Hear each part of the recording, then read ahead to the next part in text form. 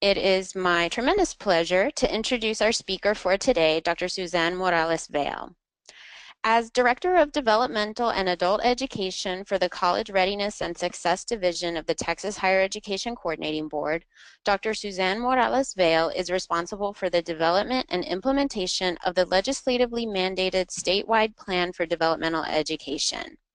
Statewide reform efforts continue to emphasize scaling and enhancing accelerated, non-traditional opportunities for underprepared students, leading to improved persistence and completions in support of 60 by 30 Texas, the Higher Education Strategic Plan. Prior to joining the coordinating board in 2011, Dr. Morales-Vale taught over 18 years in the areas of developmental writing and reading and college composition in both traditional and online settings at Central Texas College, with additional teaching experience in university, secondary, and for-profit arenas. She has held numerous leadership positions at institutional and state levels and directed initiatives and programs including faculty professional development, institutional accreditation, faculty and developmental education, non-course-based options promoting acceleration and improved outcomes. Her academic credentials include a BA degrees from Texas State University and California State University, along with a Master's of Education from Texas State University. Her academic experiences include study abroad awards in both Germany and England. She also holds a PhD with a specialization in adult education from Texas A&M University College Station. Please join me in welcoming Dr. Suzanne Morales-Vale. And the floor is all yours. Absolutely. Okay. Yes, thank you very much for inviting me.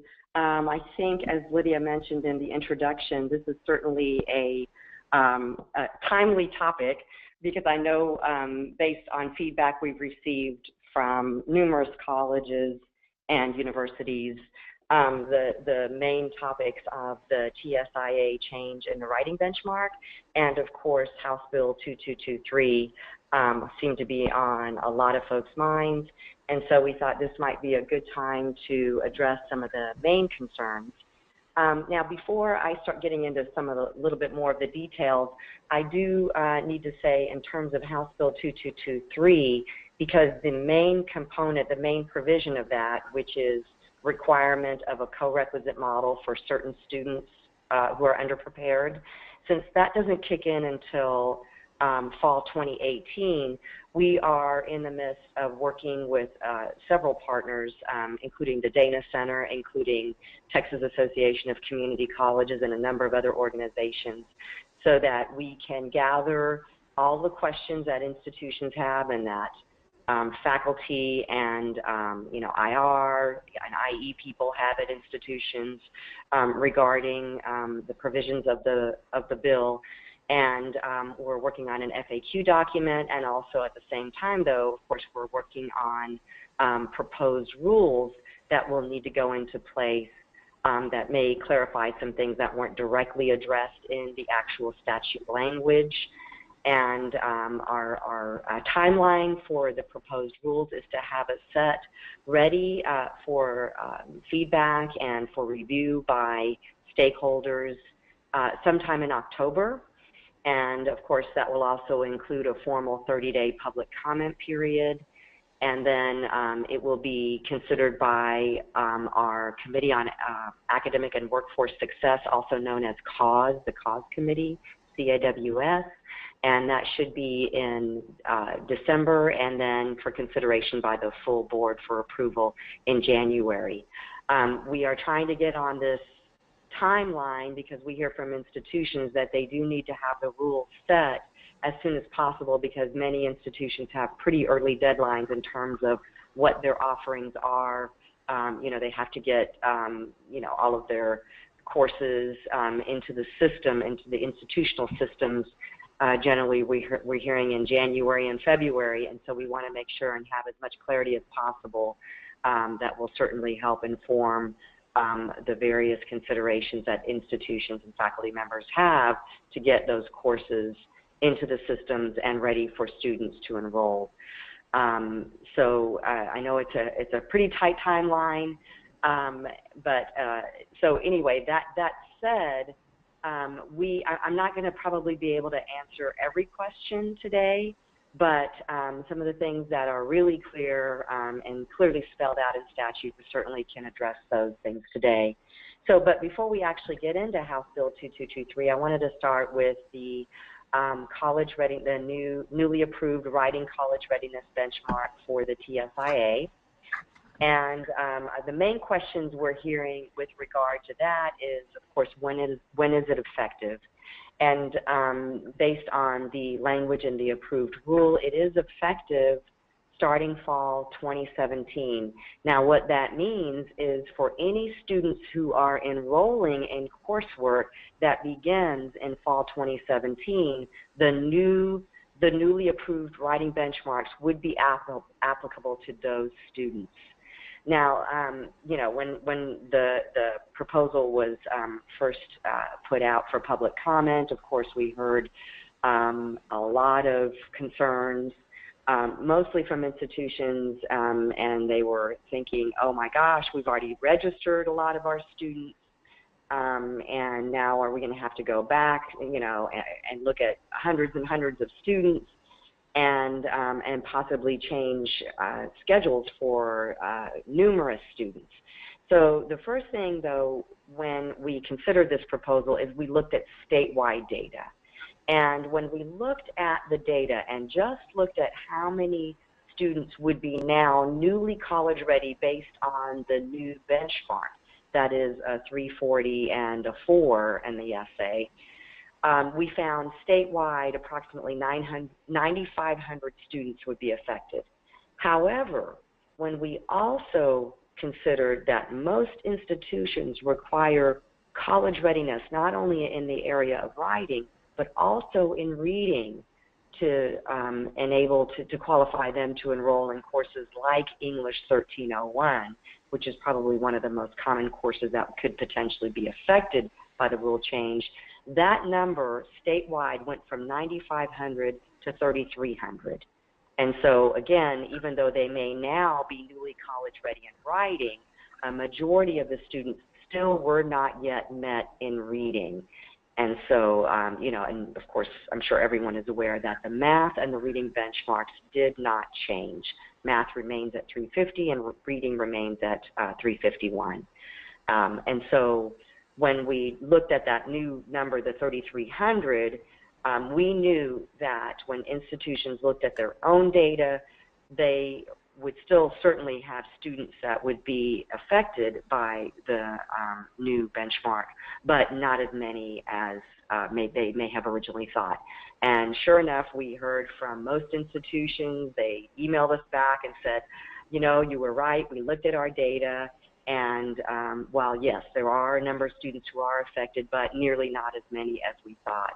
So again, the first thing we invite everyone to do is to certainly look at your data, and especially in the context of probably the most common course that would be affected on the credit side, which would be English 1301 most likely. So again, you know, review the data. Now, of course, when we're talking about the first course or the most common course on the credit side to be affected, being English 1301, we're still looking, of course, at the developmental ed students, and to see if there needs to be any adjustments made on that side.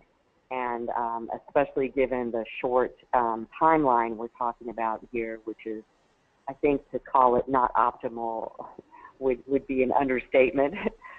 We know that institutions have a very heavy burden, not only to go back and look at their the scores of students who they have already registered, but also, of course, those students who continue to be tested right now in preparation for fall enrollment.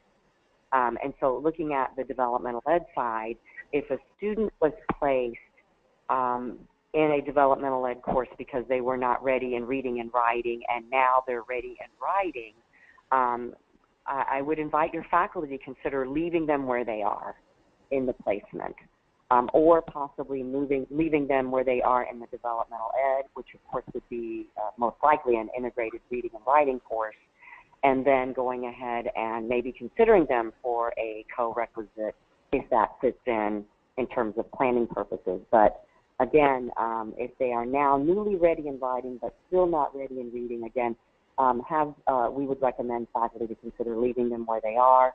The second recommendation we make is, rather than pulling students out of courses in which they're already in terms of developmental ed, possibly consider bringing your faculty together and seeing if there could be any curriculum adjustments made to the courses, the existing courses that they're in. And so maybe if it was a lower level course, maybe making some curriculum adjustments to that course so that it could really fit an exit level parameter, at least, making some adjustments in that sense. So the students, maybe not necessarily having to move the students out of their enrollment if it's on the Dev Ed side, but maybe making those appropriate adjustments on the curriculum side. And so that's something else we're throwing out as a possible suggestion for faculty and institutions to consider. So we realize a lot of adjustments to scales and what does a bubble range mean. That needs to be taken into consideration. And hopefully, and I think actually the institutions that have gone integrated reading and writing at all levels, they may have the smallest burden. Although, again, as I mentioned, there probably would still need to be some curriculum adjustments made or considerations at least for that.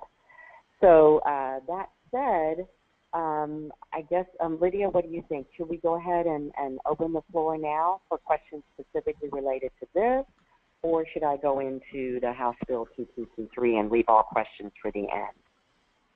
Why don't you go ahead and do a quick overview of HB 2223, and then we'll address all questions at the end. So folks who are listening in, if you do have any questions specifically regarding what Dr. Morales-Vale has covered with regard to the new TSIA benchmarks, feel free to go ahead and submit them in the questions pane, or if you just want to write them down and save them for later when we open up Q&A, that's fine too. Okay. All right. And I did want to add one more thing regarding the newly approved writing benchmark. We did have a number of questions in terms of the actual TSIA branching profile. And if those of you who may not be familiar with that term, that's basically how students are directed in terms of in which order they take the test, and which test comes first, whether it's the 20-question placement test, and then maybe next the essay, or the 20-question placement test, and then the Ii Diagnostic, and then the essay. So those are, that happens automatically behind the scenes, and that is done, on a high level with our College Board liaison, Kathy Montagnesi. She's the one who, and you may be familiar, oftentimes we refer to Chantel Reynolds. Chantel is no longer with us, and Kathy has been working with us since February, and she is wonderful to work with, and she is very hands-on as well, very, very capable, and so she has made that branching profile adjustment to reflect the newly approved benchmark, and that occurred midnight the day after the board made the approval, and the board made its approval on July 27th. So all tests administered July 28th, 12:01 and later, 12:01 a.m. and later, they had the new branching profile already applied. And again, so just as a quick overview, every subject area, whether it's reading, writing, or math, every subject area, the student begins first with a 20-question multiple choice, what we call placement test. And then based on their results there, and by the way, the results would be in that 310 to 390 range. Based on those results, they would either be, for the writing, they would either be directed into an essay immediately after if they get a 340 or better. They would then be directed to the essay, and of course, if they get a 4, 5, 6, 7, or an 8, or a range of 4 to 8 on the essay, they're considered college ready, and they're finished testing, and then they could enroll without any further restriction in any entry-level course that is writing intensive.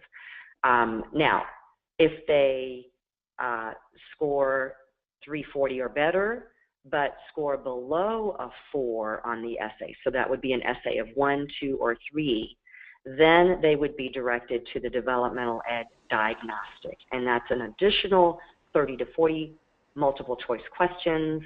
And because that's called the Developmental Ed Diagnostic, it assumes a level 5, 6.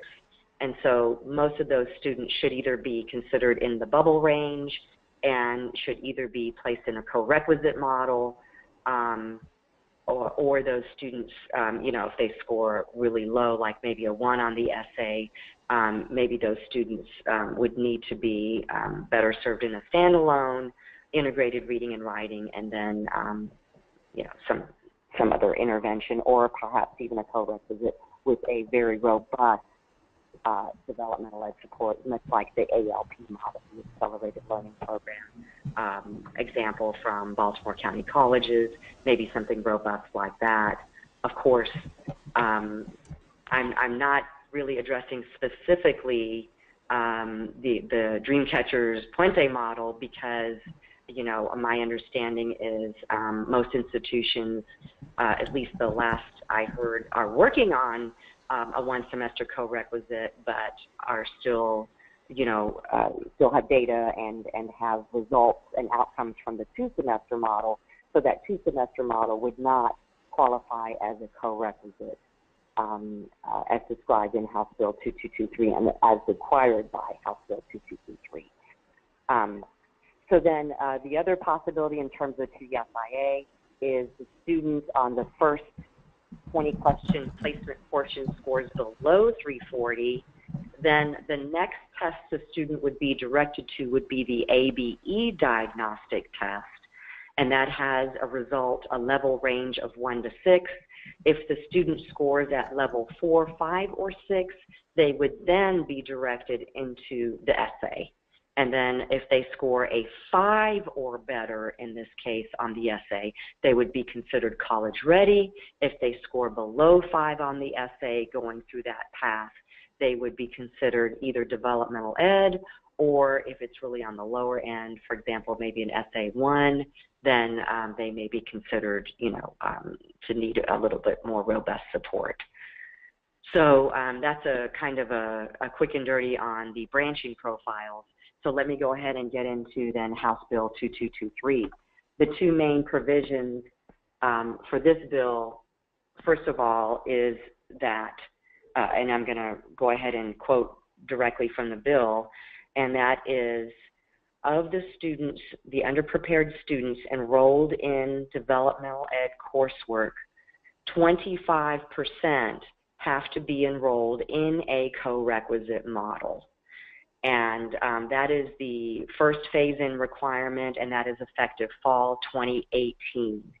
And then fall 2019, that 25% bumps up to 50%, and then by fall 2020, it bumps up to 75%. And so, and by the way, I do need to emphasize that the bill exempts. So the students that you can exempt immediately off the board, and of course we're talking about underprepared students, would be those who score at ABE levels 1 to 4.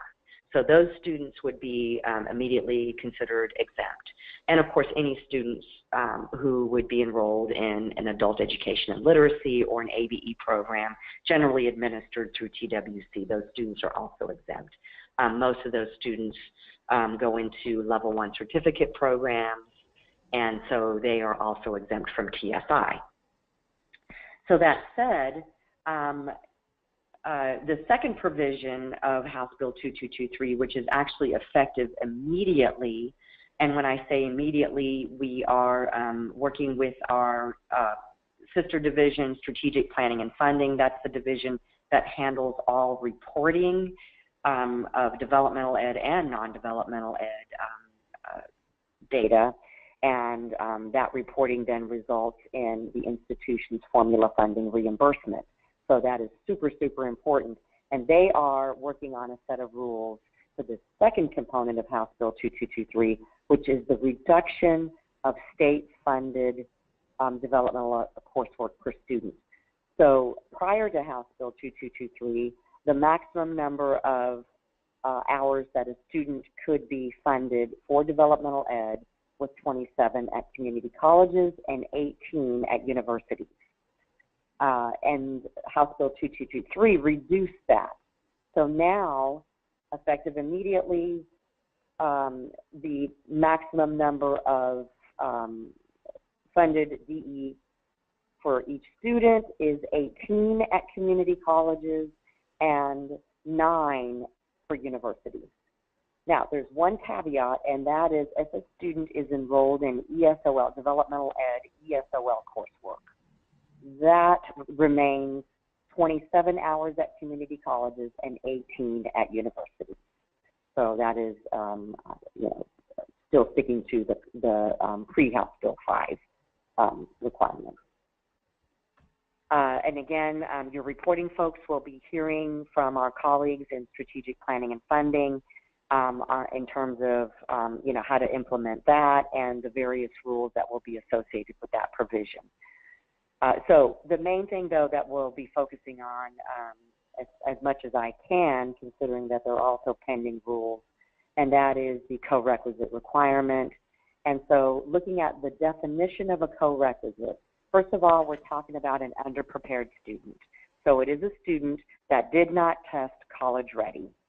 It is by subject area, and the two main subject areas we're looking at, of course, are mathematics and integrated reading and writing, and if it's a lower level developmental ed student, it may also be the standalone reading and standalone developmental writing that we're talking about.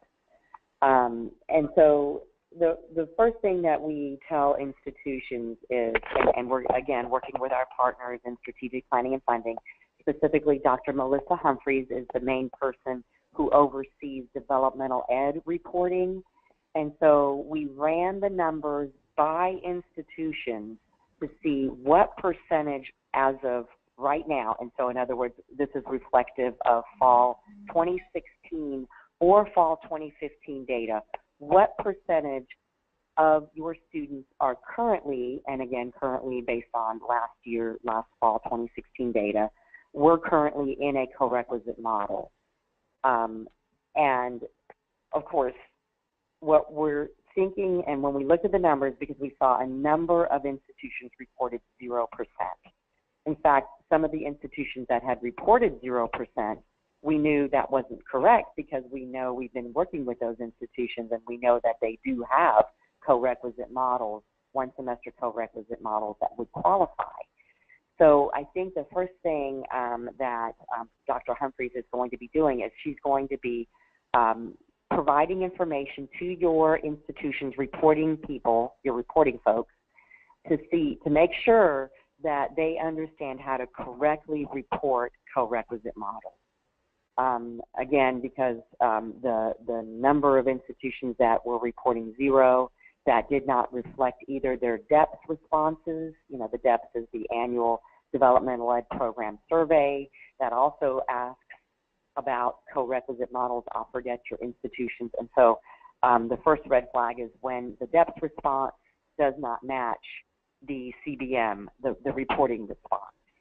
And so that would be the first red flag. And so again, the most important thing that we have to focus on first is to make sure that if your institutions were offering co-requisite and enrolling students in co-requisite models, that those numbers are being reported correctly. Now, many institutions may not have been offering any co-requisites, and so that 0% may be accurate. So we do want to, also acknowledge that.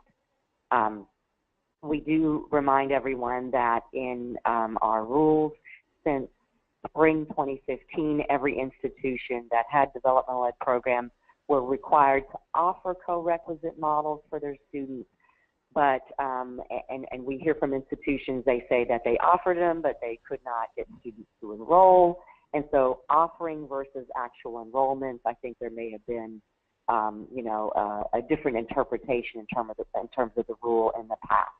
However, with House Bill 2223, it is very clear we're talking about actual enrollments in co-requisite models, not just offering them to students. So that is, you know, again, one main difference between the statute and practices in the past.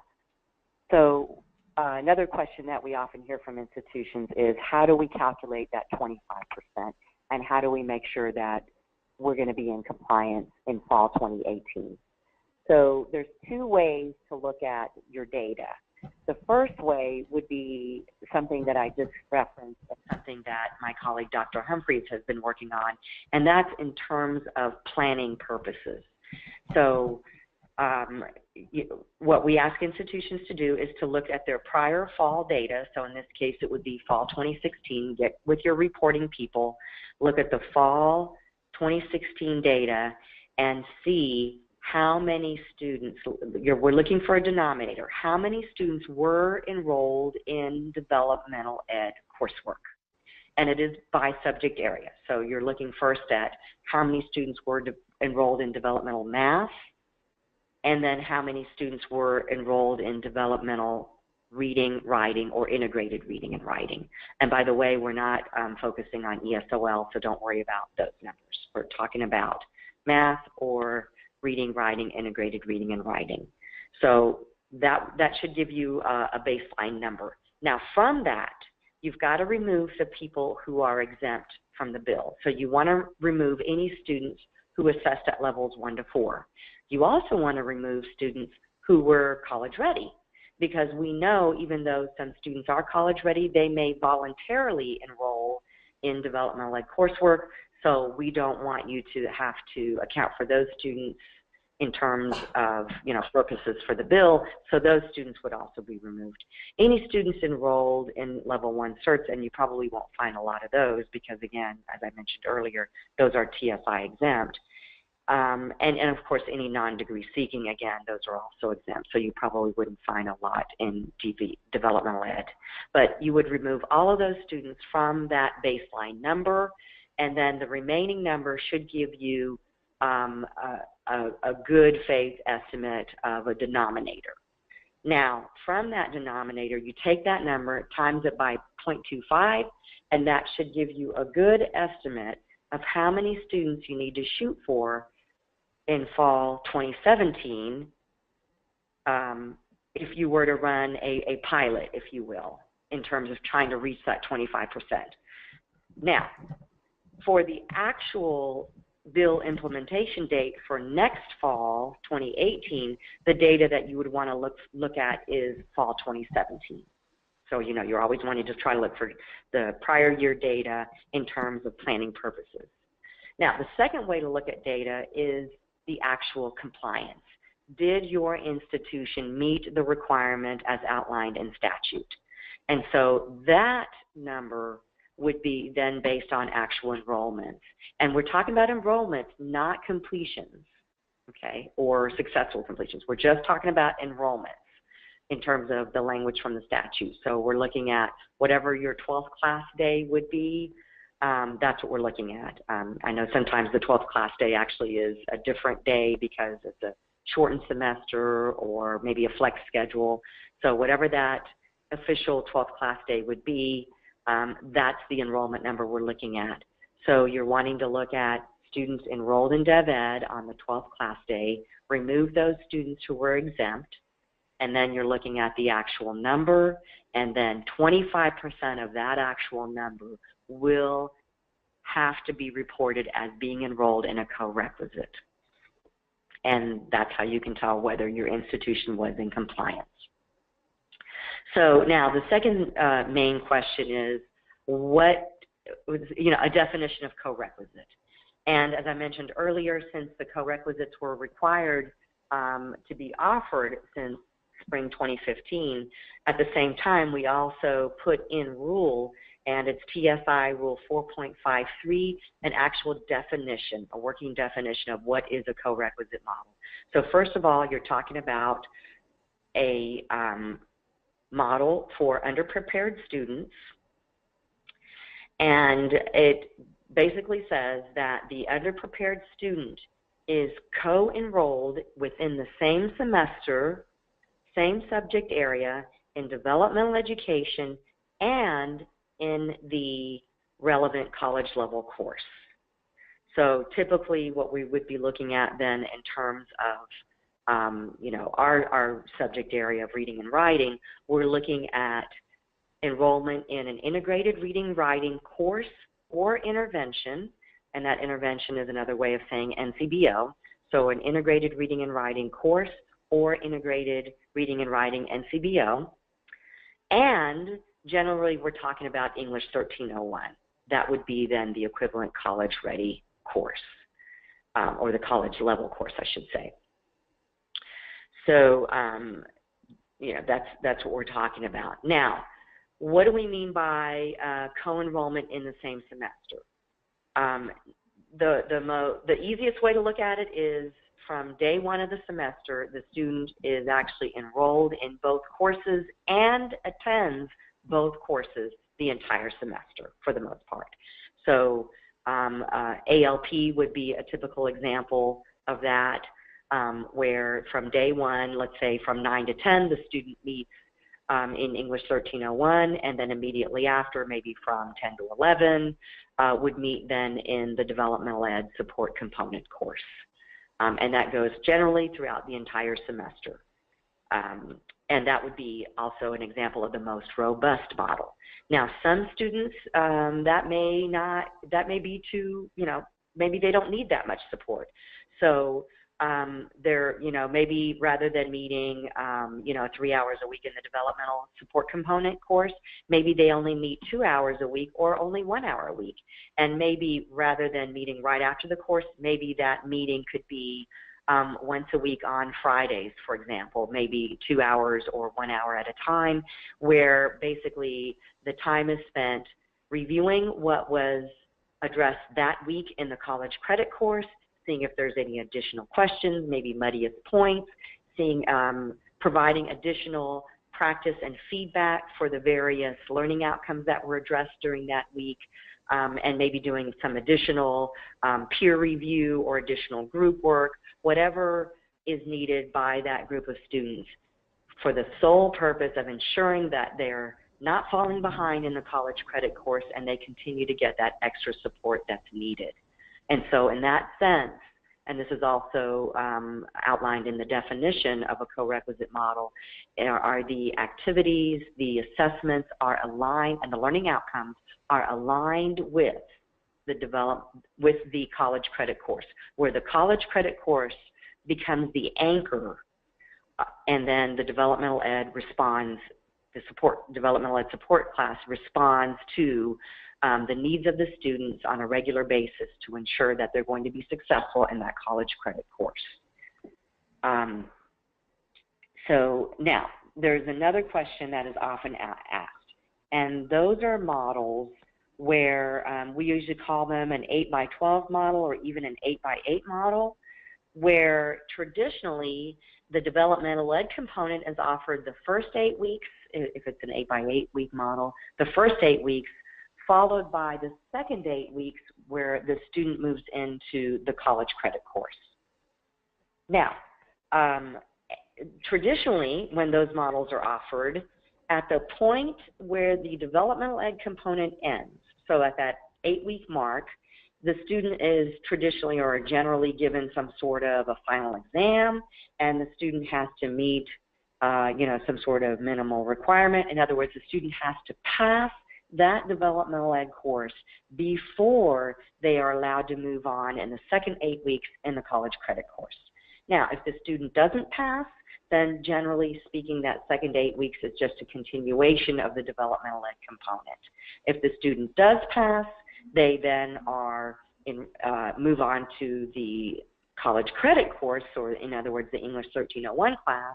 And because at that point, the student is considered college ready, then they no longer are required to continue with any sort of developmental ed support. Now, they certainly can continue to voluntarily or on their own go to tutoring or supplemental instruction, and that is often highly encouraged, but it is not mandatory for the student, because that student at that point, when they pass that exit level developmental ed, at that point they are considered college ready in the traditional 4x12 or 8x8 model. So because the student is required to pass the developmental ed. In other words, the student would be considered college ready at the point when they finish the developmental ed.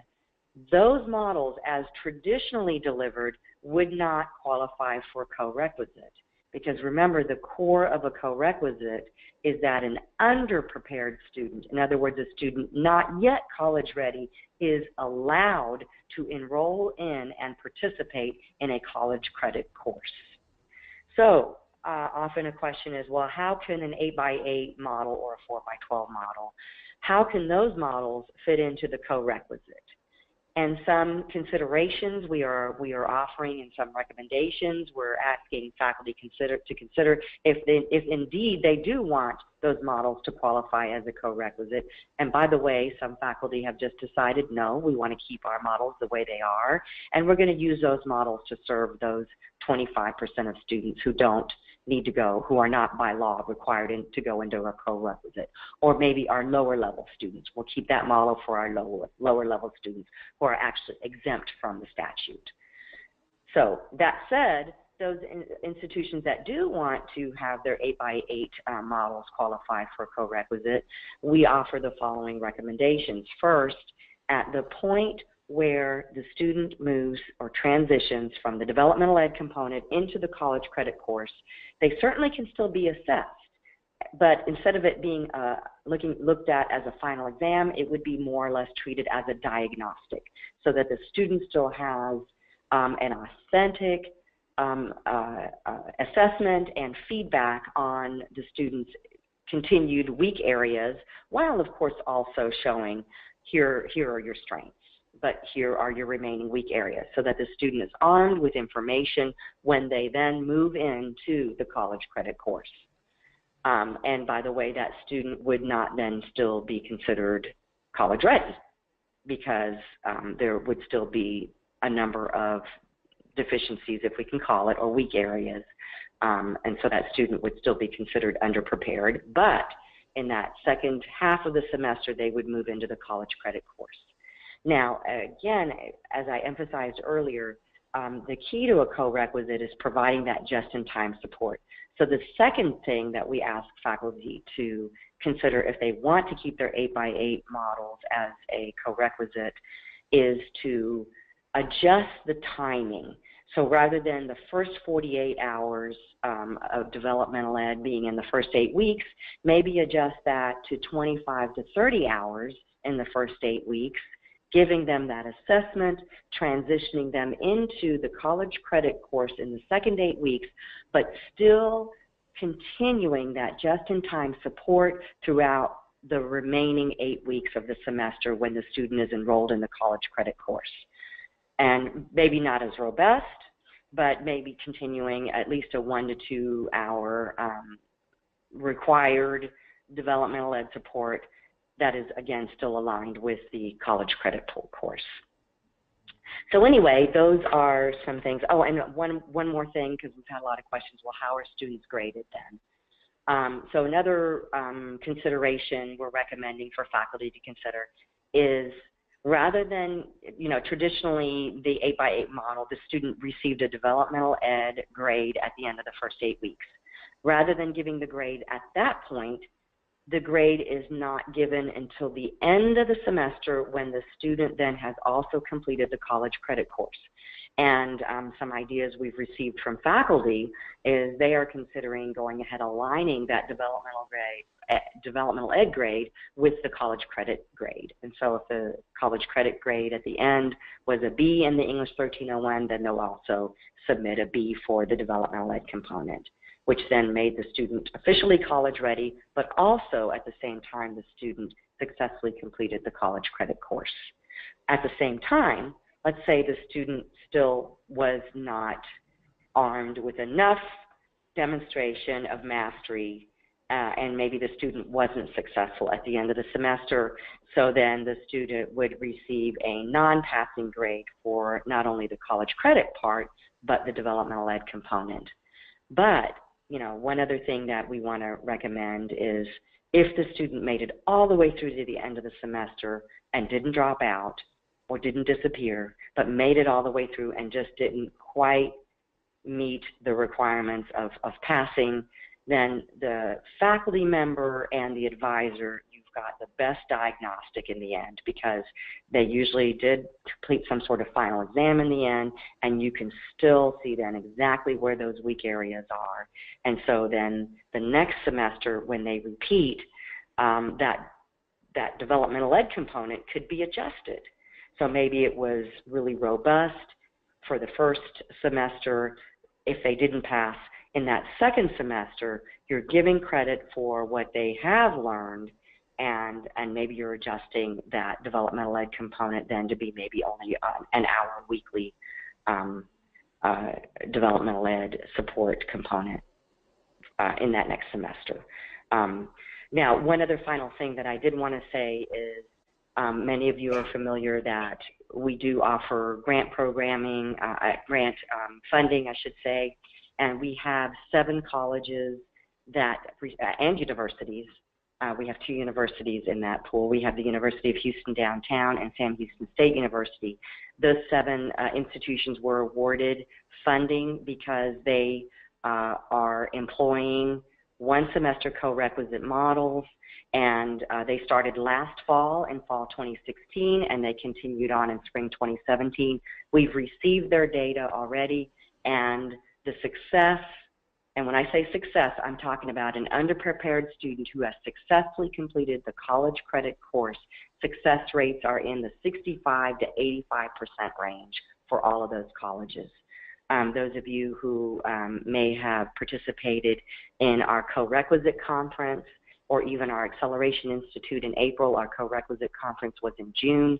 We had a number of those colleges give presentations, and so those institutions who were ready to consider or even enhance their existing co-requisite models could learn from those institutions and get ideas on how to enhance their own models, or in some cases how to develop their own models, and what types of challenges those institutions faced and how they were able to overcome those challenges so that they were able to successfully employ co-requisite models. And I understand from Maria that your teams have been working on how does the Dreamcatcher's Texas Fuente model, how could that model fit into a 1-semester co-requisite that would meet the requirements of House Bill 2223. And I'm sure there's going to be a lot of information shared in terms of curriculum and what adjustments need to be made for those institutions that would like to have their Texas Dreamcatchers model fit into the requirements of House Bill 2223. So, I think at this point, Lydia, if you maybe want to open the floor for questions or further clarification. Absolutely. So just a reminder to everyone, if you have a question, you can use the hand raised feature, or you can send me the question. If you use the hand raise feature, I will go ahead and unmute you. So we have a question here from Florinda Rodriguez. Is it possible to also allow some of the entry-level INRW co-requisite models be a reading intensive course such as history, government, etc., and not just the English 1301 course? That is an excellent question, and the answer is yes. In fact, we had some of our grantees use the co-requisite model for students who were met in writing but not in reading, and they paired the integrated reading and writing. Now, it was in the form of an NCBO so that they could really have a majority of the focus be in that student's weak area, in this case reading, but they paired the integrated reading and writing NCBO with psychology, with history, with government.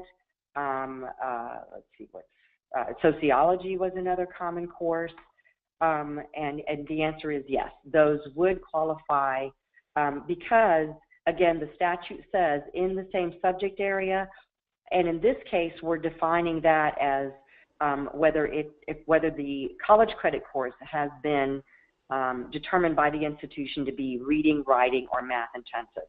And if your course, if your college credit course, your reading, your history or your government or your psychology, sociology course, as long as they are classified as reading intensive, then certainly those courses could be available for co-requisite models. And Florinda, if you have a follow-up question, I've also unmuted you so you can speak to Dr. Morales-Vale.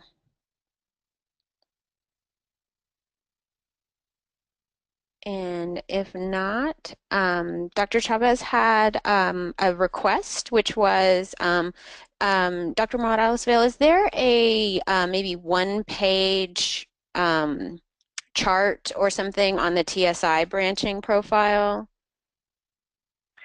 Yes, we're working on that. Okay. There was one thing that we had to get clarity on, and that is right now, when a student scores a 4, 5, or 6 on the Ii Diagnostic, they are then given the essay. So we want to make sure that when we're talking about the 4 on the ABE, because generally when we talked about developmental ed students, we were saying level 5, 6. But if they score on the writing part on the 4, they're also granted an opportunity to take the essay. So we just need to get further clarity on that. And then once we receive that, we'll go ahead and put out, what that branching profile that I just outlined a little bit earlier on the call today. We'll put that in writing and to share with institutions. Okay, great. Do you also maybe want to talk about the TSI Developmental Education Listserv? Yes, great. Thank you, Lydia, for reminding me. Let me give you a couple of minutes or a couple of seconds, I should say, so everyone has a pen or a pencil in hand, and I'll give you the email address. I'm sorry, not the email address, the web address, the URL for our TSI Developmental Ed webpage, and then I'll let you know how to sign up for the listserv. So the TSI Developmental Ed webpage is www.T as in Tom, H as in Henry, E, C as in cat, B as in boy, of course that stands for Texas Higher Education Coordinating Board, THECB, .state, that's STATE, .tx, as in Texas, .us, as in United States, / T as in Tom, S as in Sam, and then the letter I. And that is a shortcut, that gets you directly to our Developmental Ed TSI webpage. Now, once you get on that webpage, at the top you'll see some information about House Bill 2223. And by the way, we did do, it's about a 30-minute informational webinar back, I believe it was in June. Yeah, we did it in June. So I invite you to click on that and listen to the webinar. It repeats a lot of what I said. Also, there is an accompanying PowerPoint with that webinar, and you'll have access to that. Scroll down a little bit further, and you should see in big blue letters, please click here, something to the effect, please click here to sign up to receive Developmental Ed TSI updates, something to that effect. If you click on that link, then it'll ask you to submit your email address, and that will sign you up for the Developmental Ed TSI listserv. And that is our way of getting the information out to all the people who need it. So you may be familiar, generally the coordinating board, the way it works is anytime we have any sort of update, we always have to let the presidents and the chief academic officers know. So we usually do that in the form of a memorandum, and then we send it to them. And in the past, we were hoping that when we send that information out to those folks, that it would then trickle down to program people and to developmental ed chairs and so forth, all the people who need the information. And we have heard time and time again from our colleagues out in the field that the information does not often get trickled down, or if it does, it happens like a month later. So we thought we were going to be more proactive So anytime we send out information to the presidents and the chancellors and the chief academic officers, we will also forward that same information to those who have signed up on the listserv. So when we first started, I just want to share real quick, when we first started the listserv, it was back in February, and we started with about 200 people, and I think we're exceeding 1,300 people since the last count that we looked at. So we think that it certainly was a big need, and we hope that we're able to more proactively communicate important changes and any updates as we receive them through that listserv, through that communication vehicle. Excellent. One other thing. And I'm sorry, just went really quickly. We have a request for you to repeat the web address just one more time. Sure.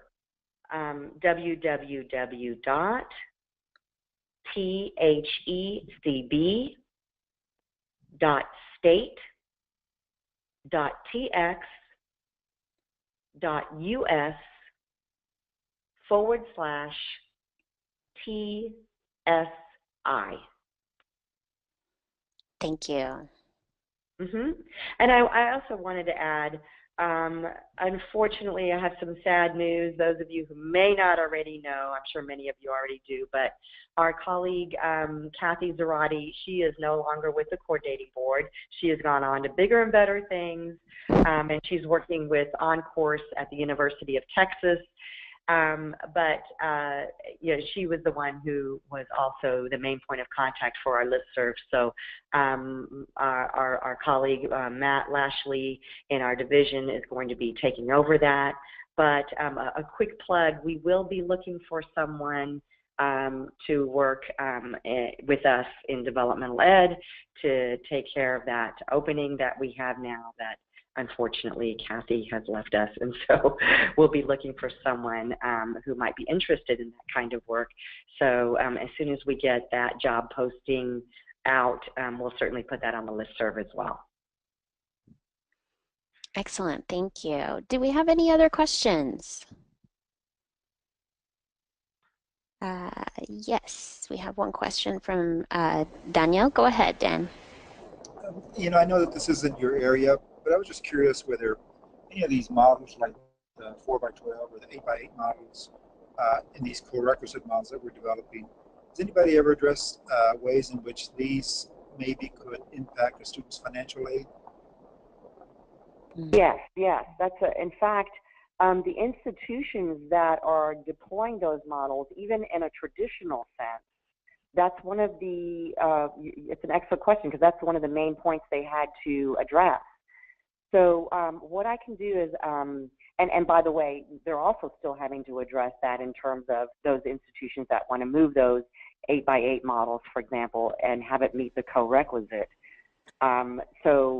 I certainly can put you in touch, and I can give you, Lydia, the information of the institutions that are using those models and how they were able to address, at least at their institutions, the financial aid question.